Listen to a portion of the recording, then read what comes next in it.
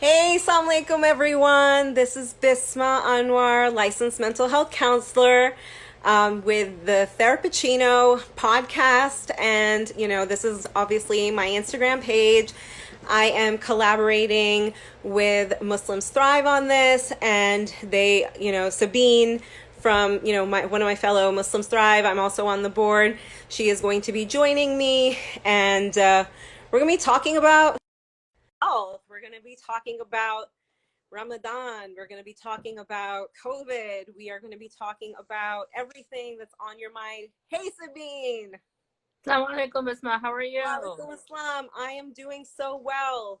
Um, can you, how's your Ramadan been going lately? Let's do just like a quick check in. Um, Alhamdulillah, it's been going well. A lot more sleep deprived than I actually originally thought I was going to be. Like the thought of like everything's gonna be okay, we're home. You get to sleep as much as you want, and actually I'm pretty sleep deprived. How are you? Yeah. Yeah, I think kind of similar. The sleep deprivation is real. I think the hunger and the thirst is not as real. I mean, it's there, but of course, this is sort of what is more, I think, serious. So yeah, Same. I know. Yeah, like I don't like usually the hunger and the thirst isn't like the number one thing that happens for me during Ramadan because we're Mhm. so used to it. It's usually like getting into the groove of it. Yeah, And, as we kind of all predicted, this Ramadan is very different than every other Ramadan we've ever had and will have in our lives. Um, absolutely. Absolutely. And that's kind of what I wanted to talk about first is actually how is this Ramadan different and how are we different and how just kind of what that's like. And I think we kind of processed it before a little bit to like think about just initially what it will be like, but now we're 1 week in, right? yep. We are 1 week in, and what is it? What do you notice is the biggest difference right now? I think the biggest difference that I'm noticing is, again, kind of like we talked about before, right? It's that community feel. Like Ramadan is very big on community for me. Seeing my friends, going to the masjid, really connecting with others. Because during this time we have one similar goal, right? It's to kind of reset and refresh. For me, like I kind of think about Ramadan as like the beginning of a whole new year. And I know it's not technically our new year, but that's kind of Yeah. how I process Ramadan usually. It's like to reset intentions and to really figure out what I want the rest of the year to look like.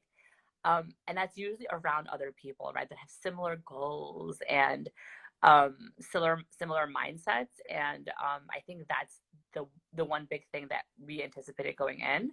And I think that's really the one like large thing that's been impacting me a lot. Mm-hmm. Yeah, I think, love seeing your faces. Yes, you too. So yeah, I think for me too, it's sort of been, like you said, the community feel and sort of having to be staying at home during this time and having to, you know, be in that like Ramadan mindset, right? Like there's this mindset that we usually sort of have during this time. And it's been really different. And I felt, Mm-hmm. and I felt going in that working from home, it's going to be better. I'm going to be able to maybe like take a nap in the middle of the day. Maybe I won't be as sleep deprived or as tired. But I found that that's not really the case Mm-hmm. because, I think coming back to how staying at home has impacted our physical health and just overall mental health has been has been pretty big. We are not as active as we usually were. Mm-hmm. We're not going out. We like it's like when I look at my Fitbit, it's like it makes me so sad because I didn't even have to think about how many I steps don't I even had, check Bisma. I'm just right? like, I'm not even checking. I know. Maybe part of it is to That's not my check. self-care. I was like, I don't even want to. Yes, absolutely, absolutely. Hey, everyone that's coming in, thank you so I'm much. like, Really love seeing you guys. Love seeing your faces. Um, yeah, that sort of recognizing that there's this shift and that things are different and that it's changed and like the steps, like all those things. And I feel like, just our energy levels have been low already. And mm-hmm. now with being in Ramadan and like sort of having to, transition into experiencing this month, making the most out of it, right? Because for us, this is Mm-hmm. like that month. It's once a year, and we always like try to make the most of it. We try to, for me, I think, I've been trying to, and I actually mentioned, I'm going to do a little bit of a plug for the article that I, contributed to in Self Magazine. And one of the things I talked about was setting small goals, Yep. Mm-hmm. small, attainable daily goals. And I feel like that is such a great motivator, you know? Absolutely. Yeah. And those goals could be different, right? Those goals could be related to some form of self-care. It could be related to physical health. I think one of the things that is very easy to do while we're fasting is to not be active or physically active, or not be like mentally engaged in things, because we're like, well, we're fasting and our energy level is low anyways. But again, really understand that that's not really the point of Ramadan, right? Finding ways, like kind of you were mentioning, small goals and small steps to do on an everyday basis, so you can sleep at night feeling successful, right? And feel like as if you accomplished something Yeah. that day. Absolutely. I mean, it's that positivity. I feel like we really Mm. need to plug in with that positivity. It's so quick. This is another thing that I said in there was like the negative thoughts.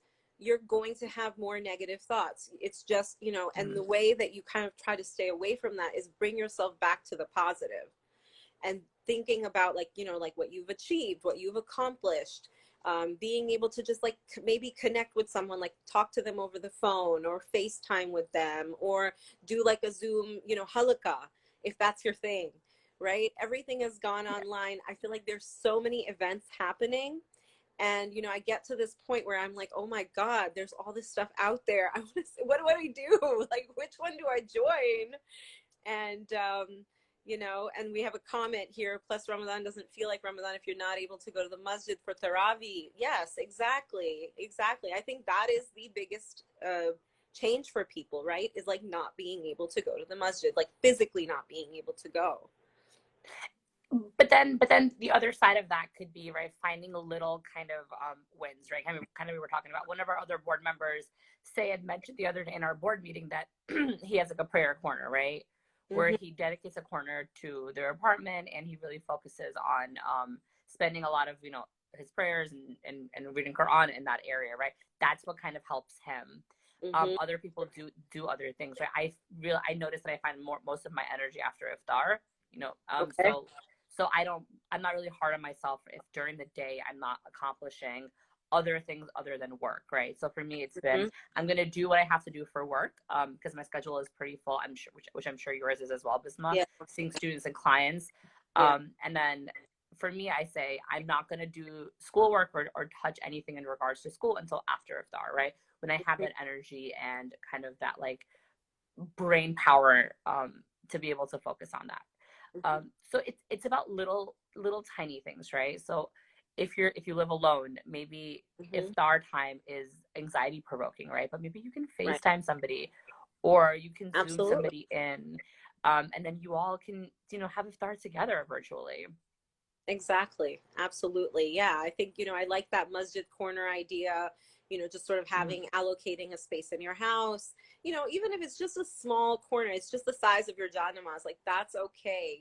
The idea is just to have that little bit of space for yourself and be like, okay, this is where I'm going when I want to be alone, when I want to be able to focus. I mean, that's part of why we go to the masjid is obviously, yes, there's a lot of people, but we go for the connection.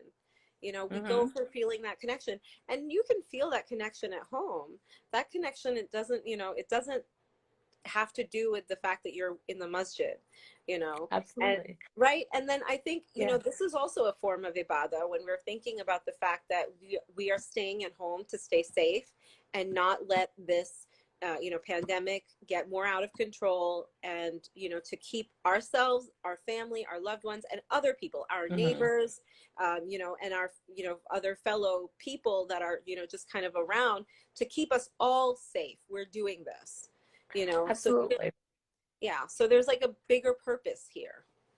And then the other thing is the weather is slowly shifting, right? So today it's really beautiful outside. Tomorrow it's going to be, I think, 75 degrees. So Yeah. finding some time during the daytime to take a walk, to sit in your backyard, on your porch, to walk around the block, to go to to the nearest park. If you do go to the park, please wear a mask and, stay Yes, 6 feet away from other people, even if you're absolutely. taking a walk around the block.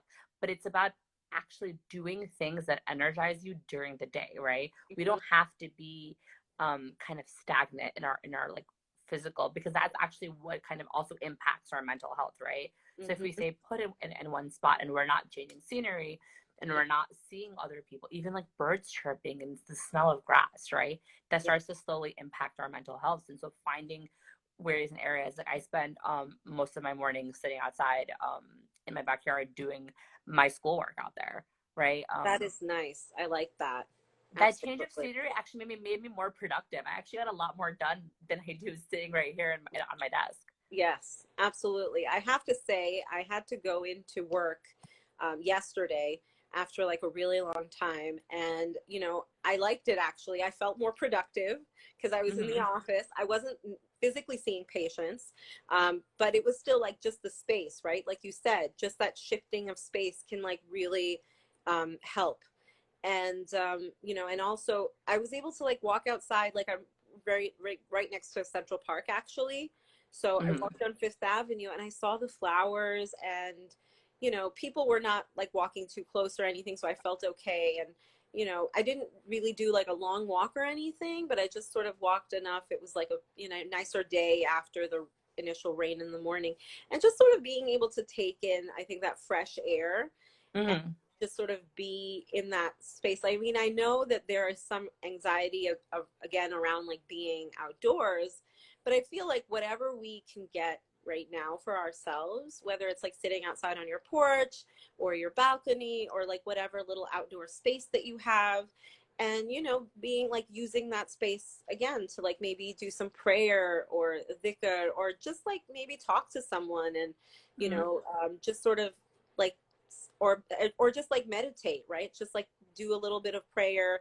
I like the positive affirmations. I'm like a big Hmm. positive affirmation person, and just kind of like bringing again, right, that positivity, because it's so hard. I mean, it's like so easy to slip into the negative, and Yeah, to and then for those people that like don't have a backyard or like a porch or a balcony, right? Even opening the window, right? So let's say you like live in a really small apartment and you're working from home or you're going to school from home, maybe even shifting the way you're sitting at your desk, right? Maybe sitting on the other side, right?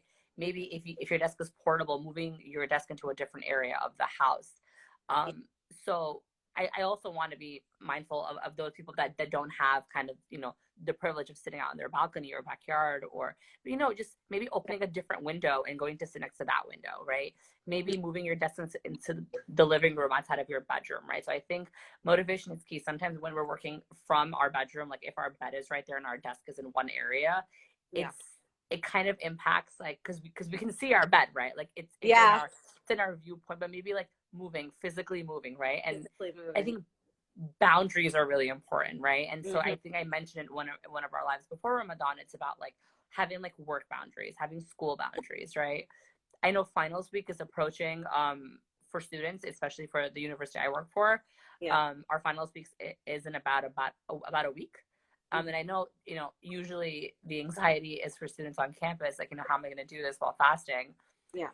But now it's about how am I going to take a final while fasting at home, right? So it's Right. about, and if things are getting a little difficult, reach out to your professors and talk to them. Most school Absolutely. systems are being accommodating. They want to do what's best, right? I know our deans and administrators have been emailing out faculty members saying, Ramadan is here and it gets even harder. Maybe if you want to keep, usually I shift my lunch break in the beginning of the day so I can sleep longer, but Yeah. maybe you want to keep that lunch break in the middle of the day so you can take a nap, right? Or rest. Um, Absolutely, absolutely. And we have a comment here. As long as there's a sensible consideration for social distance and safety, being outdoors is so healthy. Absolutely. Safety mhm, first, and then, being able to, be outdoors. Absolutely. And then, like you're saying, Sabine, just sort of having that break in the middle of the day, giving yourself some time, being kind to yourself. We are mhm, so hard on ourselves all the mhm, time. We are always pushing ourselves, expecting ourselves to like be the best. A lot of people, what I'm hearing right now is, oh, well, I'm just at home. I have a lot more time on my hands. I should be doing something. I should be more productive. I should be doing XYZ. Why am I not doing that? And I will share this. I saw this like magazine, it was like a New York Times comic. And it Mm-hmm. was okay, so this guy is sitting in a boat in the middle of a snowstorm, maybe not a snowstorm, sorry, like he's in the middle of the water and he's in a thunderstorm and it's like, Uh-huh. raining like crazy. And he's like, oh, this is the perfect time for me to be writing my book right now. And it was Okay. like, the idea is like right now how we are in the middle of a storm. Like it's Mm-hmm. legit, it is a storm and we are in the middle of this. And now we're expecting ourselves to do these like the great things or work towards these like long-term goals because we're like, oh, well, I have more time on my hands. But I think Mm-hmm. that's a trap. I think that's a trap that a lot of us are falling into. I know I sometimes have this feeling like, well, I'm like, not commuting. I mean, that's already like 2 hours of my day, 2.5 hours of my day that I'm saving. Like, what am I doing instead of that? But Yeah, I think it's about balance, right? yeah, So I agree with you, right? It's about not being too hard on ourselves, but also trying to find the balance of what's going to be helpful, right? So mm-hmm. having strict boundaries with work, having strict boundaries with school, and then what a lot of my students are dealing with in regards to like trying to figure out what to do this summer, right? Their internships are being Right. canceled, and they're not sure. They're like, we don't know what to do, right? So what I'm telling students is to figure out what's going to be productive for you, right? Productivity and success are very different to each individual person, right? So this one for you, filling every minute of every day is maybe probably not the best thing for you.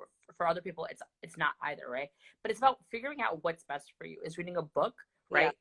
So I know a lot of people are having writers block for those in the more creative writing fields, right? Yes. Because our trauma is heightened right now, right? Like living through this pandemic, no matter where you are, no matter what your role is, you could be home, you can be a student, you can be a frontline worker, you can be a parent, you can be a sibling, you could be a child. It's traumatic, right? We're living through Absolutely. trauma right now.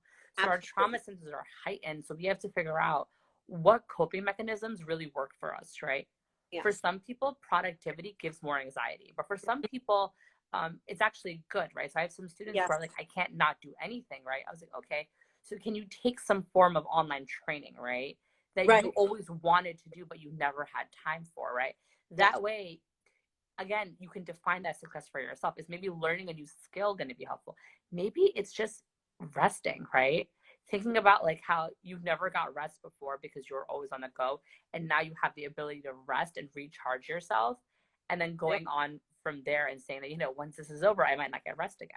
So I think it's about balance. It's about figuring out and really talking through to people that you trust, a therapist, people around you about, and if you're in New York State, there is a free emotional health line for people Absolutely. that are struggling, and there's another health line for frontline workers. But it's about brainstorming with somebody, Yeah. anybody, about what does success and productivity and self care look like, Yes. and what's going to be beneficial and not harmful. Absolutely. I totally agree. And I have patients that are sort of on one end or the other end of it. Like you said, there's some that have to be doing something all the time. And so the idea is like, well, what's a hobby or what's something that of interest to you before that you didn't have time to do, and that now is the time you can do it. And then, for other people, it might be like, okay, like my brain is not working. The anxiety is paralyzing me. And so that is sort of really challenging. And because of that paralysis, I can't really move. I can't do it. Mm-hmm. You know, we have a comment for me personally. The lockdown has been a moment of quiet, which I don't allow myself ever. Telling others that has been sometimes embarrassing, but I feel letting others know that it's okay is very normalizing. Absolutely, Mm-hmm. Ganika. This is, it's absolutely normalizing. Really love that. Um, And then we shouldn't be embarrassed, right? Like yeah, I always tell students and patients that um, you want to tell as much that you feel safe. So if you don't feel safe telling people, then yes, right, keep it to yourself. But if you want to share it, to kind of put it out there and to normalize and to help others, and absolutely, again, it goes back to what you think is going to be personally helpful for you. absolutely. And I think, kind of those moments of honesty you know, can really help someone. You know, there might be other people that are feeling the way that you're feeling, but because, Mm-hmm. you know, nobody's really talking about it. Everybody's talking about being like super productive right now and doing XYZ. And then you'll see these people doing all this stuff, online stuff. And Mm-hmm. then it'll feel like really overwhelming. Really, like, how are these people like doing this? Like, I just don't feel like I need to just sort of center myself right now. I just need to focus on the self-care. So Mm-hmm. I think, like, you know, it goes back to having a balance, but it's actually really important to recognize what you need. Exactly like you said, Sabine, like, what is it that you need? And Mm-hmm. giving yourself what you need. Being Absolutely. kind, Like everybody's baking, and I'm like, I can't find yeast anywhere. I don't know right? what I'm supposed to be baking, right? So I'm Yeah, like, why am I the only one not making banana bread? What's happening, right? It's like, I know. okay, Sabine, maybe you don't want to make banana bread. Maybe you Right. just want to make a cupcake, and Yes, that's okay from like a box mix, right? Yeah, exactly. Exactly. celebrating the small wins, absolutely, Yeah, Savia, right? It's about like, absolutely. and I was in a round table yesterday, and we were talking about like, even in this chaos trauma pandemic that we're in, what is the tiny little silver lining that we can find, right? Mm-hmm. What is something small, a daily small win, something Mm-hmm. tiny that we can say, you know what, um, everything is chaotic and I can't Yep, control everything, but there's this absolutely. little thing that was beneficial, right? Like, were you able to pray 20 tarawih that you weren't able to do before because you would come home late from like an iftar party, right? That Mm-hmm. could be a small win. Absolutely. Um, What's your small win for yesterday or today, Sabine? What's your absolutely. small win for yesterday or today? My small Not win to for put you on the yesterday. spot. My small win for yesterday was that I connected with Charmine, our president, and she helped me through some data analysis for my pilot study. And today, my small win so far has been just sitting outside and like, I mean, watching videos on multiple regressions and ANOVAs. Like really, like for me, people love data. For me, data stuff is just really like boring. But like sitting outside and like There with seeing you. the sunshine and the squirrels, um, calm me down and like help me like really process all my Manover videos. Absolutely. Somebody's mentioning yay to overcoming I say data to, analysis qualms. well, I gotta give a shout out to Charmine for helping me through that. yeah, absolutely. I would need help with that. My win, this is gonna people are gonna find this really funny, but I had left my espresso machine and my milk frother and everything in the office because I I remember that. yeah, remember that? I was devastated. Okay, I've been without cappuccinos for the past month or something. Yes, exactly. So This you is were like, not Therapicino the last month. You were just therapy. let's like, oh my god, so sad. But anyways, yesterday my win was that I actually did manage to go into the office and pick up my espresso machine, my milk frother. So guess who's having some cappuccino tonight? All right, and I will be sharing it with you guys. Yes, I'm very our excited our very for own my Therapicino is gonna have her cappuccino. exactly. So my win has been realizing that the world won't come to an end without my strict routine. Absolutely, that's a really great win. 101%. Absolutely. You know, we need to just kind of, yes, I think the self love, I'm loving it. I feel like, you know, we need to just appreciate ourselves and the world around us and have gratitude. You know, so like Mm-hmm. gratitude is so helpful. You know, I think just appreciating the small moments, you know, anything like just kind of being able to wake up in the morning and say, like, oh, you know, I feel better today. Like yesterday, if you felt like, you know, some nights we have like a headache or something, or you're really tired, and then you have like a good night's sleep and you wake up in the morning. I mean, that's a blessing. Just appreciating the little blessings that we have. I feel like that just sort of creates this sense of like warmth and, you know, Mm-hmm. positivity. Again, right? Everything that we have been talking about is how to bring those little moments of positivity into our life. Absolutely. And then a little positivity can be having that extra samosa during iftar, right? It could be Absolutely. something about eating like something that you never got a chance to eat for suhoor because you were too busy, trying to get sleep to go to work, or making something that you really wanted to for iftar, right? So that could be something too. I think going back to the webinar that we did before Ramadan about like diet culture, right? Maybe like kind of Yes. ditching that diet culture. We should ditch it altogether and we should unlearn it, but Yeah. especially being mindful of that during Ramadan, right? Especially this Absolutely. Ramadan, because Mm-hmm. this is again a very different Ramadan. And going back to what you were saying, that self-love, right? You Absolutely. know, having what you want to have, feeling good about it. You know, some people are like, well, I'm gonna go do an extra couple of sit-ups because I had that samosa. If that makes you feel good, but you don't have Yeah. to if you don't want to. Absolutely. Absolutely. It's like, it's really up to you, whatever you feel is good. I feel like we get into this comparison a lot. We are Yeah. always looking at other people and what they're achieving and find ourselves lacking. There's always Mhm. going to be people that are doing better at us at like every single thing, like X, Y, and Z, like you name it. There's always going to be someone out there who is better at us in something. And we have to realize that no, we are not in competition with anyone but ourselves. Like we owe it to ourselves to live up to our potential. I'm really a big believer of that. You know, to be able to like have that self motivation and drive and being able to push ourselves, but for us, do it if it makes you happy, not because of somebody else. So Yeah. Yeah, and yeah, somebody commented and yeah, mentioning about the food and restriction during the lockdown, right? And I keep yeah, hearing this concept of people being hard on themselves, saying that, oh, I'm going to gain the COVID 19 pounds or the COVID 15 pounds, right? yeah, yeah. I've been Um, talking about that. that's not, we're already dealing with active trauma, and a lot of people's eating disorders and other mental health issues have been triggered. And for Hmm. us to add this additional layer of restricting or binging on, no, we love that you're commenting. Yeah, I was gonna say we love your commenting, Kaninga. Please Keep keep commenting. going. I know. Um, so really putting extra pressure on ourselves in regards to food and eating during Ramadan is going to make that anxiety increase, right? It's going to make us feel a lot more guiltier if that's something that we struggle with. Um, so it's about at this moment what we're going through, doing what helps you, right? Mhm. Things that are healthy that help you, right?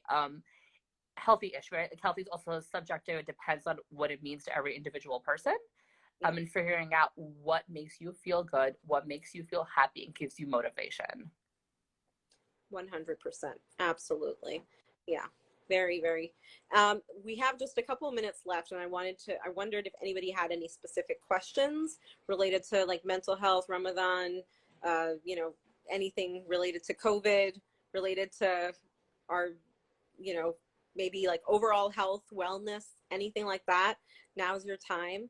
And I know we touched briefly on the food, and I would say even on the physical health, you know, there's always these articles about like what's the best time to exercise in Ramadan, and I'm like, do we really need to do that?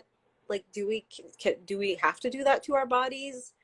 I mean, again, if it makes you feel good, if you need it, you do it. But again, it's like you don't have to, you know. Yes, yeah. So it's like I usually exercise 2 hours before iftar. So that gives me Mhm. about an hour to kind of just calm down, so I'm not really thirsty. So Right. so like I think again, so if you're exercising because you feel guilty and it's not helpful for you, don't absolutely really manage your expectations, right? But if Yep. it does help you, um, then absolutely do it, right? Because I'm very like stable, and I'm very sedentary in my work. Like I'm sitting at a desk all day. So I Yeah. feel like I have to do something that energizes me and makes me feel good before I break fast. And I will only do it 2 hours before iftar, so that way I'm not super thirsty and dehydrated. That makes sense. Mhm. Absolutely. Yeah. So I think just being smart about your time and how long you're doing it and like what is your capacity. And just nurturing yourself, like nurturing your body. I think, you know, even with like the food and everything, eating what's healthy for you, what's good for you, Mhm. you know, being mindful of that. And, you know, and then just, I think connecting with people. Like, this is why I Mhm. love doing these like Instagram lives is, you know, just that connecting with people. It feels so good to just, Mhm. you know, have people like commenting and like coming on and like saying things, and just like it's so, it just shows you, right, how we can have this sense of community even when we are physically apart from each other. Yeah, um and then I guess my parting thought, Bisma, would be for those of you that are really struggling with your mental health and really thoughts, um, find some some something to connect with, right? So there's so many like hotlines and BetterHelp and Talkspace and therapists that are out there. mhm. Talk to somebody that you trust about getting help, and really use this time to focus on like self-love and finding ways to heal, or even starting the process of healing. because I think it's really important for us to really be connecting to people right now, because this is a really hard time for everybody. Absolutely. And we have So, a question.